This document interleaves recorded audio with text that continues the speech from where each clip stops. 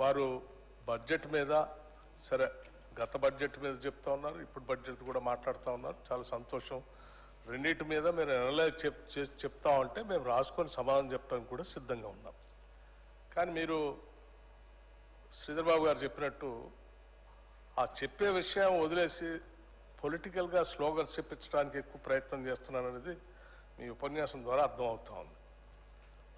దాని పరిధి కూడా దాటి మీరు ముఖ్యమంత్రి గారు సభానాయకుల గురించి కూడా మాట్లాడుతుందా ఒక మాట అన్నారు, అజ్ఞానం వల్ల.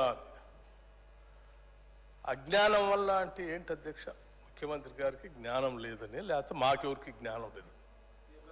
ఇది ఇది ఇది కరెక్టేనా మీరు మాట్లాడే మాటలు సభానాయకుని పట్టుకొని?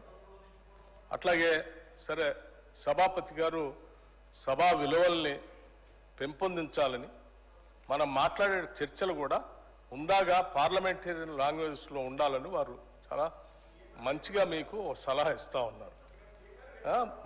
బుద్ధిమాంద్యం, మీకు బుద్ధిమాంద్యం ఉందని మా అందరి గురించి మాట్లాడుతూ ఉంటే అది కరెక్ట్ కాదని చెప్తా ఉన్నారు. రైట్, మీరు కనీసం నిజంగా విఘ్నులైతే స్పీకర్ గారు సభాపతి గారు చెప్పిన దాన్ని విని బుద్ధిమాన్యం అన్న మాట పొరపాటు అయిపోయింది, నేను విత్డ్రా చేసుకుంటున్నా అని చెప్పి వారి ప్రసంగం చెప్పాలి. కానీ ఇంకా గౌరవ సభాపతి గారితో కూడా ఆర్గ్యుమెంట్లోకి వెళ్ళి నేనేమన్నాను, వారేమన్నారు, వారు మాట్లాడేటప్పుడు మీరు చెప్పలేదు, ఇప్పుడే నాకు చెప్తా ఉన్నారు ఏంది అని మొన్న వారు జగదీశ్వర్ రెడ్డి గారు ఎట్లయితే మాట్లాడటం కోసం ప్రయత్నం చేసి ఏం చేశారో ఇప్పుడు అదే ప్రయత్నంలో వీరెళ్తా ఉన్నారు. అధ్యక్ష, ఇది కరెక్ట్ కాదు.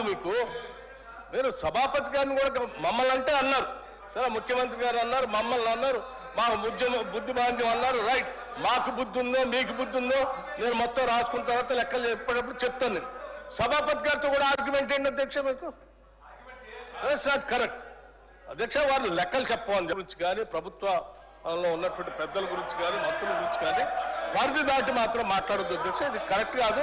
మీకు ముందే మీరు బడ్జెట్ మాట్లాడేటప్పుడే మీరు ముందు ఒక సూచన చేశారు సభలో,